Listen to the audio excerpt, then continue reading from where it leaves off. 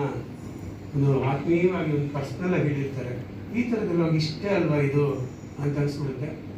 ಈ ಸಿನಿಮಾ ನೋಡಿದಾಗ ಈಗ ಇದು ಹೇಳ್ದಂಗೆ ಧರ್ಮ ಹೇಳ್ದಂಗೆ, ಆಮೇಲೆ ಇವರು ಹೇಳ್ದಂಗೆ ಎಲ್ಲ ನಡೆದಿರ್ಬೋದ, ಇದು ನಮಗೆಲ್ಲ ನಾವು ಕೇಳಿದ್ದೀವ, ನಮ್ಮ ಜೀವನದಲ್ಲಿ ನಡೀತಾ ಈ ಥರದ ಭಾವನೆ ಬರ್ಬೋದು. ಸೊ ಇದೊಂದು ನನ್ನ ಪ್ರಕಾರ ಇದು ವಿಚಿತ್ರ ವಿನೂತನ, ಆಮೇಲೆ ಒಂದು ವಿಶೇಷ ಒಂದು ಕಥೆ ಅಂತ ಅನ್ಕೋತೀನಿ. ಎಲ್ಲ ಎಲಿಮೆಂಟ್ಸ್ ಇದರಲ್ಲಿದೆ. ಆ್ಯಕ್ಷನ್ ಇದೆ, ಹಾರರ್ ಇದೆ, ಮರ್ಡರ್ ಮಿಸ್ಟ್ರಿ ಇದೆ, ರೊಮ್ಯಾನ್ಸ್ ಇದೆ, ಎಲ್ಲವೂ ಇದೆ.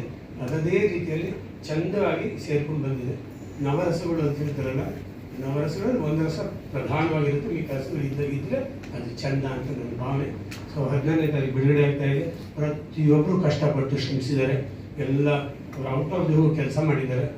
ನಾವು ಯಾವಾಗಲೂ ನೆನೆಸ್ಕೊಳ್ಳೋದು ನಮ್ಮ technicians, editor, music director, cameraman, ಇವ್ರ ಬಗ್ಗೆ ನಾವು ಮಾತಾಡಿ ಸುಸ್ತಾಗ್ಬಿಟ್ಟಿದ್ದೀವಿ. ಅಷ್ಟೊಂದು PK ದಾಸ್ ಅವ್ರ ಜೊತೆ ಮಾತುಗಳೇ ಇಲ್ಲ. ಅಷ್ಟು ಜೊತೆಲಿ ಕಲಾವಿದರು, ಇದಲ್ಲದೆ ನಮ್ಮ ಯೂನಿಟ್ ಅವರು ಏನೋ ಒಂದು ಸ್ವಲ್ಪ ಹೆಚ್ಚು ಕಮ್ಮಿ ಆಯಿತು ಟೈಮು ಅಂದಾಗೆಲ್ಲ PK ದಾಸ್ ಅವರು ಇಲ್ಲಿ ಪಾಪ ಅಂದರೆ ತಕ್ಷಣ ಎಲ್ಲ ಸಹಕರಿಸಿದ್ದಾರೆ. ಪ್ರೊಡಕ್ಷನ್ ಅವರು, ಆರ್ಟ್ ಡಿಪಾರ್ಟ್ಮೆಂಟ್ ಅವರು, ಪ್ರತಿಯೊಬ್ಬರು ನಾವು ನೆನೆಸ್ಕೋಬೇಕು. ಒಂದು ಸಿನಿಮಾ ಬೇಕಾದ್ರೆ ಇಷ್ಟೆಲ್ಲ ಜನಗಳ ಬೆಂಬಲ ಇರುತ್ತೆ. ಇವ್ರಿಗೆಲ್ಲರೂ ನೆನೆಸ್ಕೋತೀನಿ. ಎಲ್ಲರಿಗೂ ಒಳ್ಳೆಯದಾಗಲಿ. ಸಿನಿಮಾ ಬಂದು ಹಾರೈಸಿ ಆಶೀರ್ವದಿಸಿ.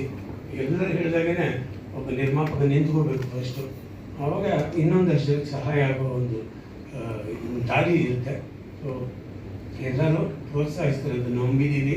ಹಾಗೂ ಈ ಚಿತ್ರ ಖಂಡಿತ ನಿಮ್ಗೆ ಇಷ್ಟ ಆಗುತ್ತೆ ಅಂತ ಗಟ್ಟಿ ನಂಬಿಕೆ ನನಗಿದೆ.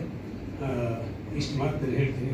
ಪತ್ರಕರ್ತರ ಮಿತ್ರರಿಗೆ ಇನ್ನೊಂದ್ಸಲ, ಮಾಧ್ಯಮದವರಿಗೆ ಇನ್ನೊಂದ್ಸಲ ನನ್ನ ನಮಸ್ಕಾರ.